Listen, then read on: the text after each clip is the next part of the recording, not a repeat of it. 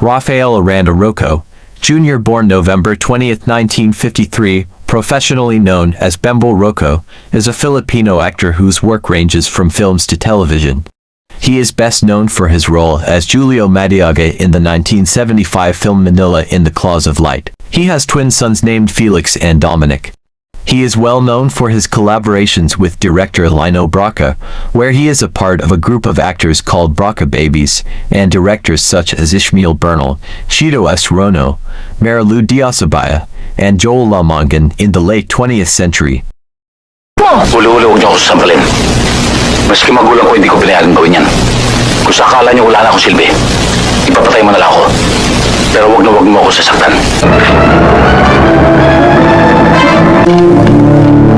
Patayin si Sarah at ang kanyang kasamang lalaki. Paano nga ba? Hindi na importante sa akin yun. Ang mahalaga sa akin ay ang aking karakter. Hindi ka ba nilalamok rito? Hindi, sanay na ako eh. Ano nga ba ang pangalan mo? Moy.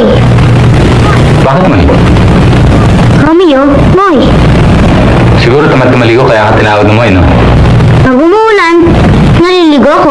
Paano sila? Teka muna! Panyero, bayaw ko isa dyan. Sino dyan? Yung may baril. O ikaw, huwag ka na. Sinalo ko ng bayaw mo. Sinong bayaw? Si Angel. Pero natiktikan ka ng mga polis. Nagkaroon ng madulas, parang palos. Ano ba atraso niya sa'yo? Marami. Pero pagbabayaran niya na mahal, ang pagyari sa utol ko, hindi siya bubuhayin. Rip! Bakit? Boss buko? Dalawa.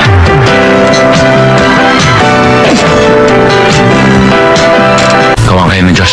May mga kasama kayo, hindi niyo pinatuloy. Tuloy kayo. Pasok daw kayo. Halika.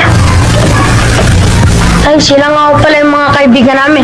Siya si Lisa at saka si... Ako si Bernardo Reyes. Tingin ko, dapat kumilos ka. Napapansin ko na uhuhulog ang loob ni Cobra sa babae. Kailan ba? Bago lang ho. Ako? Ayoko may mangyari miss cases sa inyo.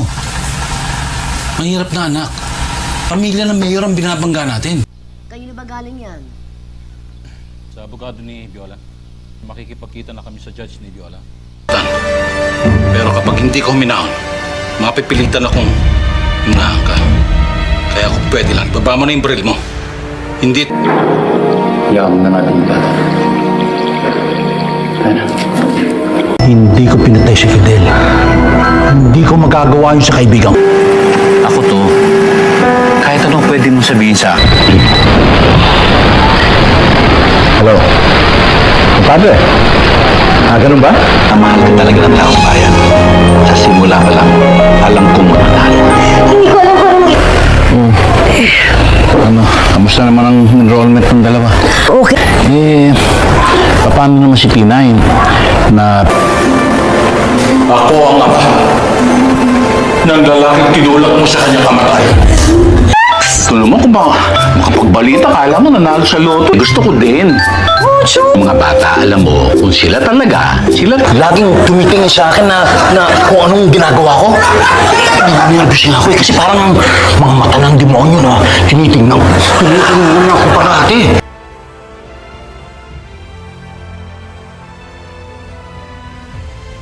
Alam kong mali yung ginawa ko sa iyo. Araw-araw pinagsisisihan ko yun. Nagpapagulo rin sa isip. Si Raul, ang tatay mo. Yun lang ang alam ko. Mga polis sa bomb threats. Umubra ang diversionary tactics natin. Hindi na nila tayo magugulo.